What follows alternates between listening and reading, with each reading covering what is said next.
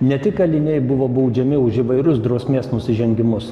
Tarpukaryje Kauno 9-ame forte veikusio kalėjimo administracija netoleruodavo, kai prižiūrėtojai vėluodavo į darbą, gerdavo svaigiuosius gėrimus, miegodavo darbo vietose ir per daug bendraudavo su nuteistaisiais. Bausmės kalėjimo prižiūrėtojams buvo skiriamos proporcingai už padarytus nusižengimus.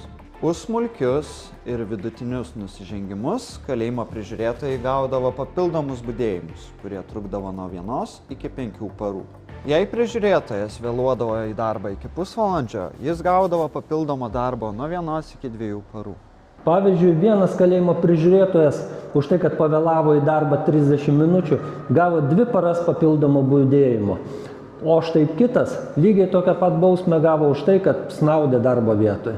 Už sunkius nusikaltimus kalėjimo prižiūrėtojai būdavo atleidžiami ir iš darbo.